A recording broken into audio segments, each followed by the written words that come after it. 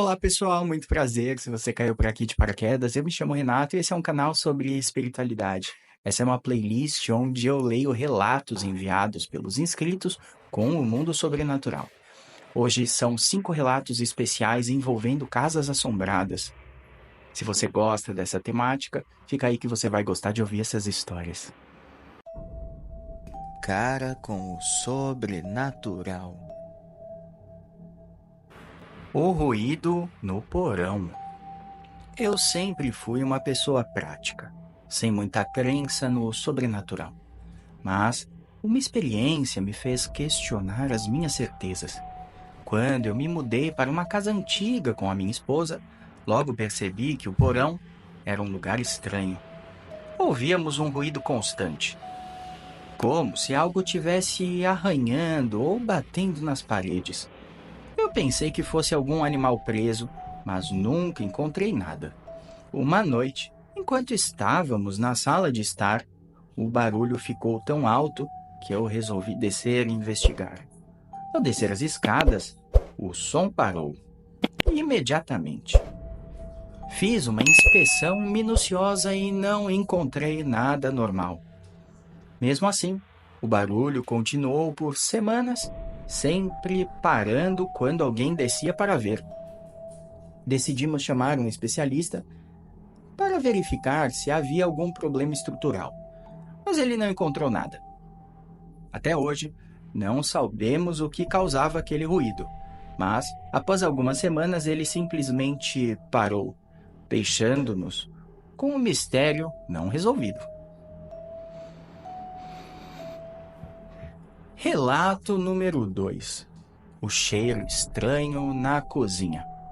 Eu morava em um apartamento antigo que tinha um charme especial.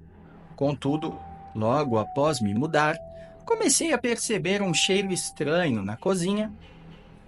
Algo que lembrava mofo, mas diferente de tudo que eu já tinha sentido. Eu pensei que fosse algum encanamento ou algo podre na despensa, mas nada parecia fora do normal.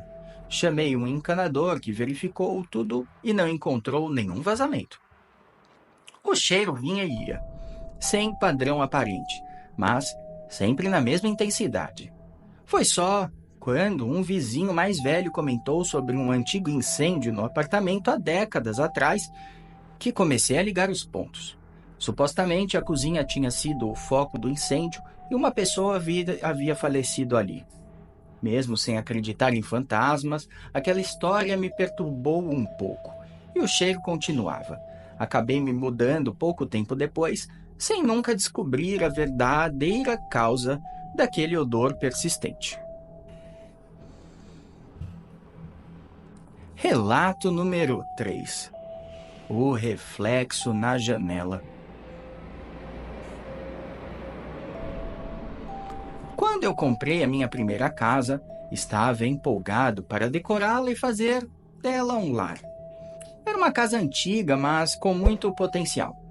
Certa noite estava trabalhando tarde no escritório em casa, que tinha uma grande janela com vista para o jardim. Enquanto digitava, percebi um reflexo no vidro, como se alguém estivesse parado atrás de mim. Virei-me rapidamente, mas não havia ninguém.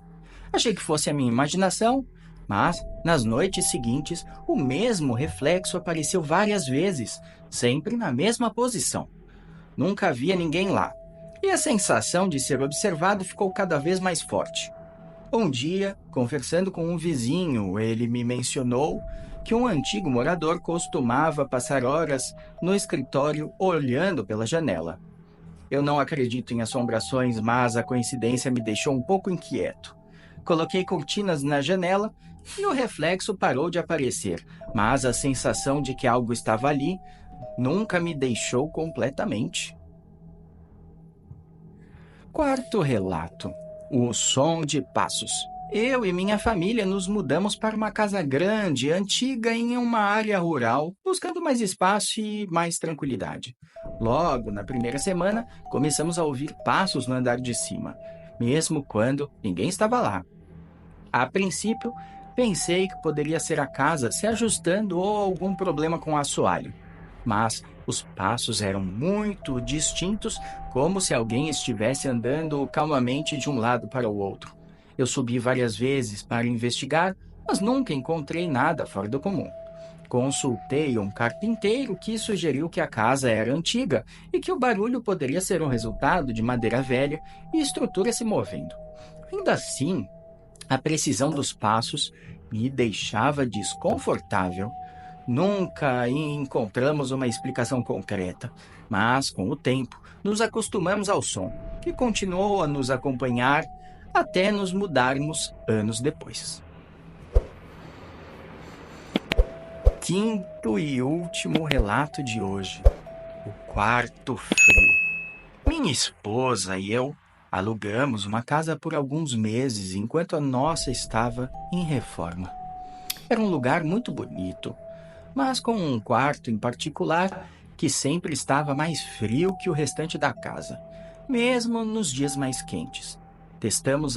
Tentamos ajustar o termostato, mas o frio persistia. Um dia, convidamos alguns amigos para passar a noite, e um deles reclamou que não conseguia dormir no tal quarto devido ao frio intenso, mesmo com cobertores extras. Um outro amigo, mais cético, sugeriu que talvez houvesse um problema com o isolamento ou com o sistema de aquecimento da casa. Chamamos um técnico que verificou o sistema, mas não encontrou nada de errado. Depois que nos mudamos, descobrimos que aquele quarto tinha sido usado por um antigo morador que sofreu de uma doença terminal e passou seus últimos dias ali. Mesmo sem acreditar em fantasmas e nada disso, a história nos deixou um pouco intrigados. E aquela sensação de frio nunca mais saiu da minha mente.